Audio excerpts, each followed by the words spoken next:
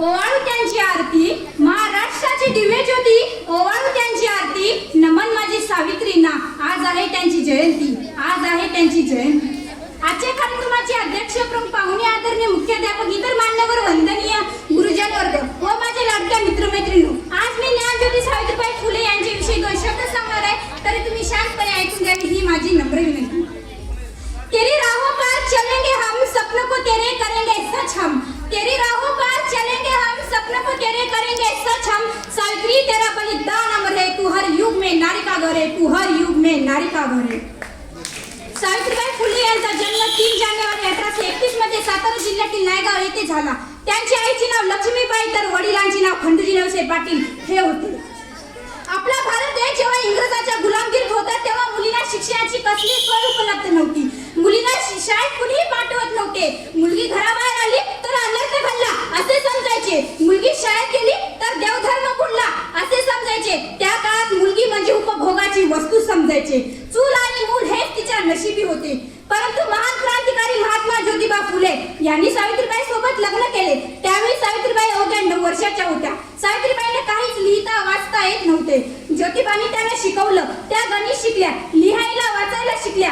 खरंच सावित्री नसती तर आपल्या आता चूल आणि मूल हेच राहिले असतं. ती नसती तर रोज आपल्याला टोपलं उचलून शेताला जावं लागलं असतं, शेण काढावं लागलं असतं, गोट्यामध्ये ही रात्र बसावं लागलं असतं. ती होती म्हणून शिक्षण काय असतं हे कळालं. तिच्यामुळे शिक्षणाचं महत्त्व कळालं.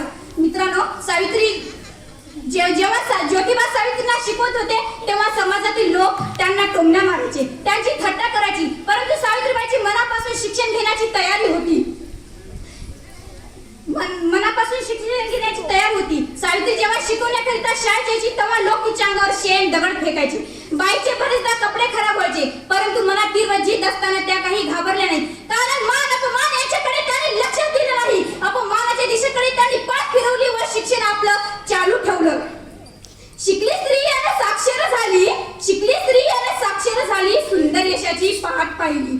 शिकली स्त्री आणि साक्षर झाली, सुंदर यशाची पहाट पाहिली. सावित्रीबाई तुमच्या कार्याने सदैव आम्हाला ऊर्जा मिळाली, सदैव आम्हाला ऊर्जा मिळाली.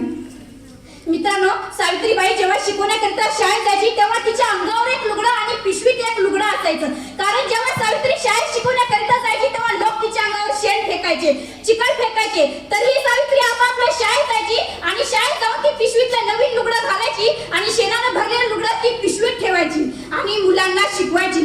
परत ती शाळा सुटल्यापारी शेणानं भरलेलं लुगडं नेसायची आणि नवीन लुगडं पिशवीत ठेवायची.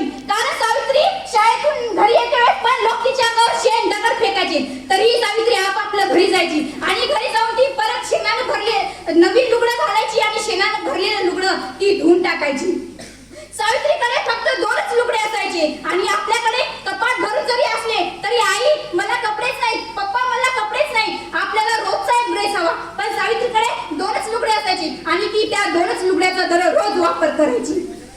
एक वेळ सावित्री शाळेत जाताना लोकांनी तिला अडवलं आणि म्हटले, सावित्री तू मुलीला शिकवून धर्म बुडवतेस असा सावित्रीवर आरोप केला. त्यातला व्यक्ती समोर येऊन सावित्री म्हणलं, सावित्री तू मुलीला शिकवणं आधी बंद कर. अगं तुला तुझी अब्रू प्यारी आहे की शिक्षण असा सावित्रीला दम दिला. तेव्हा मात्र सावित्रीच्या सहनशीलतेचा अंत झाला होता. सावित्रीबाई त्या माणसाच्या सनखंडाला खाली मारली आणि म्हणाली, आता आलास थोबा तुटले, पुन्हा जर आलास ना तर तुझ्या रक्ताने ही धरती रंगवी. अशी सावित्रीबाईंनी हिंमत दाखवली. कारण उलट एकच ध्यास होता, तो म्हणजे स्त्री शिक्षणाचा. एवढे महान कार्य एका स्त्रीने संपूर्ण भारतीय स्त्रियांकरिता केले. त्यांचे ऋण भारतीय स्त्री कधी फेडू शकणार नाही. आज प्रत्येक मुलीने किंवा बाईने सावित्रीबाईचा फोटो लावून दररोज एक अगरबत्ती लावून पूजा जरी केली तरीही कमीच आहे. अशा माऊलीस माझे कोटी कोटी प्रणाम करतो व खरी श्रद्धांजली वाहून माझं भाषण इथेच थांबवतो. बाग में माली ना हो तो बाग किस काम का, गुलाब में लाली ना हो तो गुलाब किस काम का. बाग में